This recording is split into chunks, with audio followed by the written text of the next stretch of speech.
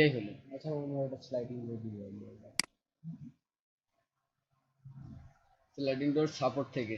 আচ্ছা এখানে এল ইন্টার একটা মিডল পয়েন্ট নিলাম, মিডল এটা নয়,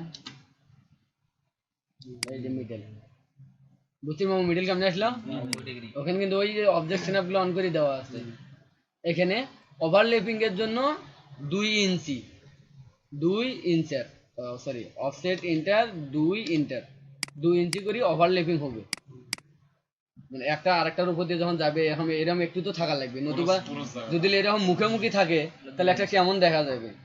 যেমন ওই যে হাইয়েস্ট গাড়িগুলোর দরজাটা কিরকম সিস্টেম, যখন টানি আনি লাগে তখন এরকম মুখোদানি বসি, আর যখন তুলি দেয় তখন উপর দিয়ে এরকম সিলাট হয়ে যায়। এর মুখোদানি যে না থাকে এরকম একটু যেন ওভারল্যাপিং থাকে, যার কারণে 2 ইঞ্চি করে রাখি দিলাম। দেওয়ার পর এখানে আছে কত আমাদের 5 ইঞ্চি, তার মানে এর একটা মিডল লাইন দরকার, অফসেট ইন্টার 2.5 ইঞ্চি, 2.5 ইন্টার ইঞ্চি, এটারে 2.5 ইঞ্চি একটা লাইন দিলাম আমরা এখানে। ঠিক আছে, টি আর ডবল ইন্টার, এটাও থাকবে এটা থাকবে, থাকার পর কি থাকতেছে মামা?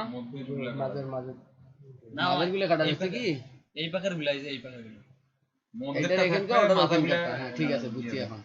এই যে এটাও কাটা যাচ্ছে, এটার এটা কাটা যাচ্ছে এইরকমটা।